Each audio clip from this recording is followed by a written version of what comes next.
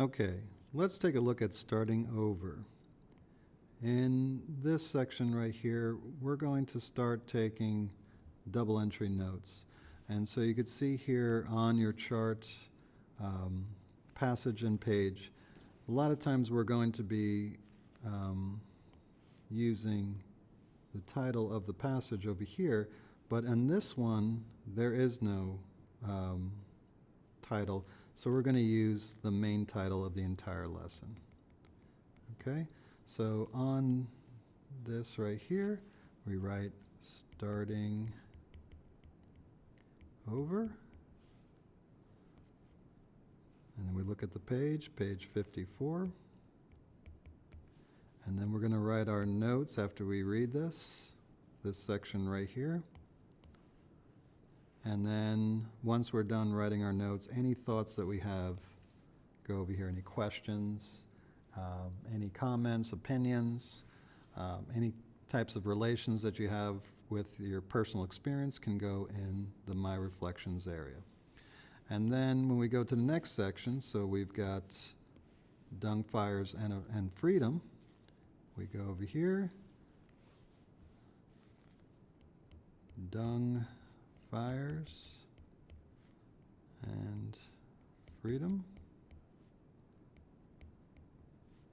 page 54, and then we read that section, and then we take down our notes and our reflections over here.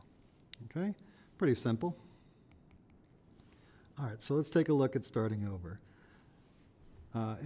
What we're talking about here, African Americans, and after the Civil War, many of them are free. As we could see from this map right here, we can see that most of the African Americans are in the South, in the Deep South, and they're highly concentrated there. In the South at this time, they're being very badly treated. We talked about Jim Crow and all those things that are happening to African Americans, and so a lot of them are not going to want to stay. And so they could move up north, but there are challenges in that, or they can move west. So let's talk about the African Americans that move west. First of all, for many reasons, they were accepted by American Indians. Indians saw them differently because the African Americans treated Indians differently.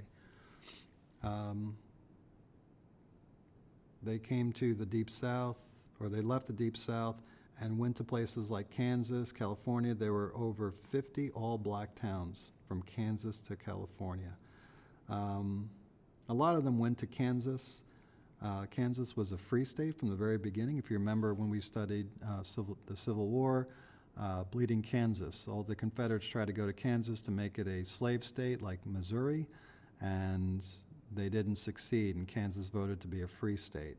And that's a sore point even today, where Kansas, University of Kansas plays the University of Missouri, and the Kansas people always bring it up that the Missouri people are slavers, that, you know, God bless the USA except for Missouri. That's what they say over there in Kansas. And so Kansas is a free state from the very beginning, and they're much more welcoming than other states that African Americans go to. As you can see here, John Solomon, former enslaved man, expresses joy upon arriving in Kansas in the 1870s. He says, "When I landed on the soil, I looked at the ground and saw that this is free ground. Then I looked at the heavens and said, that is a free and beautiful heaven." So African Americans are looking to go to the West and go to these places where they're going to actually have a chance to have a good life. One of those ways that they did so was to be soldiers. America was hiring soldiers to protect settlers from Indians, from Indian attacks. The Indians felt that they were moving in on their territory, and so they started attacking settlers, trying to make life difficult for them. And so American soldiers were sent out there, and a lot of these soldiers were African American. Now the Indians would look at them and say, well, you know, they look a little bit like the buffalo that we hunt, with their complexion and so forth. But they come to respect as they called buffalo soldiers, and that name stuck until about World War II. They would call African American soldiers buffalo soldiers. And so the Indians would, you know, the African Americans were very sensitive to being treated as second-class citizens. So when they saw the Indians, they didn't treat them as poorly as other soldiers did. They tried to leave them in peace and leave them alone. And this got a lot of respect from the American Indians, and so mistreatment against the Indians went down as long as the African Americans were, those soldiers were around. And Indian attacks were also lessened when they knew that Buffalo Soldiers were around. They didn't want to mess with the Buffalo Soldiers. Buffalo Soldiers were also treated poorly by white soldiers. They were given inferior equipment, rations, horses. There's going to be discrimination pretty much anywhere that they go. This guy over here was one of the more famous cowboys.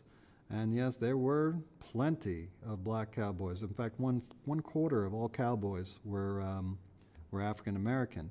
And out in the West, they really didn't care what your skin color was, as long as you were an accomplished horseman, you worked hard. Cattle ranchers would respect that, and so they were finally getting the kind of treatment that they deserved. Although this guy here, Nat Love, he said, "We're treated the same as whites as long as our money lasted."